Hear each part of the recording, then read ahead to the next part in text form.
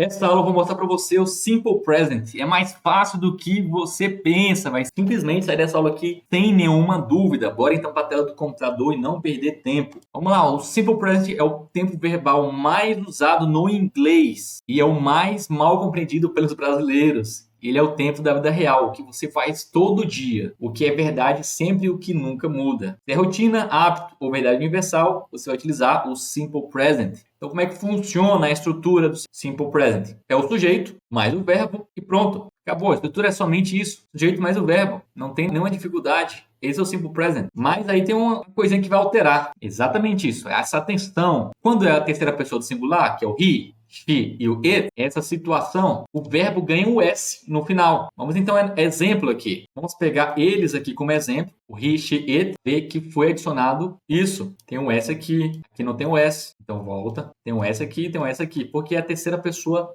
do singular. Primeira pessoa, I work. Não alterou, eu trabalho. You work, você trabalha. We work, nós trabalhamos.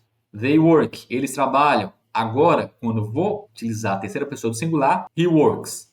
Ele trabalha, she works. Ela trabalha, it works. Então, já vai ter o significado também de funciona, tá? Terceira pessoa do singular. E quando você vai utilizar o simple present? Rotinas e hábitos. Exatamente isso. I wake up at 7. She drinks coffee every morning. Ela toma café toda manhã. Outro exemplo, verdades universais. The sun rises in the east. O sol nasce aonde? O sol nasce no leste. Isso é uma verdade, não tem como mudar isso. Outra, water boils at 100 degrees. A água ferve a 100 graus. Não tem como também alterar isso. É uma verdade universal. E fatos permanentes. I live in Brazil. Eu moro no Brasil. Outro exemplo. He works in an office. Ele trabalha no escritório. Então já tem os fatos aqui permanentes. Entendendo quando utiliza, a gente pode já aprender a forma negativa. No inglês, quem carrega o não é auxiliar do ou dos. E não o verbo principal. Então, quando você vai utilizar o simple present, na forma negativa, vai ser o sujeito, mais o do, ou does, mais o not, mais o verbo. Como assim, Elaine? Tem um does aqui. Por que tem um does? Porque, novamente, na terceira pessoa do singular, você vai utilizar o doesn't. Vai utilizar o does. O doesn't é porque é a forma contraída, negativa, né? Aí junta o does, mas o not fica doesn't. E o do, mas o not fica don't. Então, essa é a ocasião. Primeiro exemplo. I don't like tea. Eu não gosto de chá. You don't study much. Você não estuda muito. Vamos para a terceira pessoa. Vai se tornar doesn't. He doesn't play soccer. Ele não joga futebol. Outro exemplo aqui, na terceira pessoa do singular. Fica doesn't. She doesn't eat meat. Ela não come carne. E agora com they, novamente, não está na terceira pessoa do singular. Então volta a ser o do. Mais a forma contrária do do not. Fica they don't work here. Eles não trabalham aqui. A dica é simples. No uso geral, você vai utilizar o don't.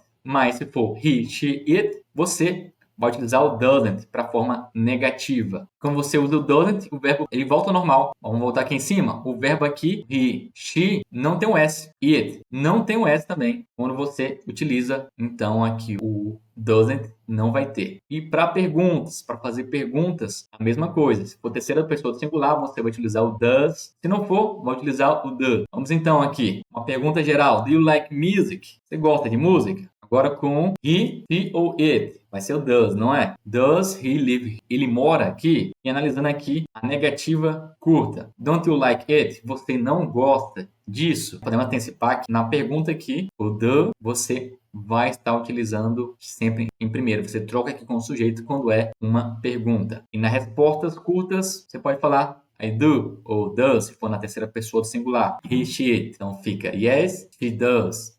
Yes, he does. Yes, it does. E nos verbos especiais, vale aqui a regra do S, tá bom? Verbos normais. Work, plays e verbos terminados em CH, SH, X, SS e o O, você vai adicionar o ES. Não é só adicionar o S, tá? Watches, por exemplo, vai ficar washes com ES. Outro caso com ES. Fixes. O go se torna goes. E o do se torna does. E verbos terminados em consoante, aí adiciona mais uma regra aqui, adiciona o Y mais o ES. Então, nos casos de study e try, vai ficar studies ou tries. Então, vamos agora tentar falar de forma natural, como os nativos falam com o simple present. Ele é curto, direto e é cheio de contrações. Eu mostrei então já para vocês as contrações aqui para a gente entender e fechar essa aula aqui com chave de ouro. Vou contrair aqui. I don't know, eu não sei. He doesn't care, ele não liga. She like it. Se você for falar rapidamente, vai ficar she likes it. O último aqui, I get up at 6. Se você for falar igual um nativo, I get up at 6. Eu acordo às 6. E aqui, o último, we go to work.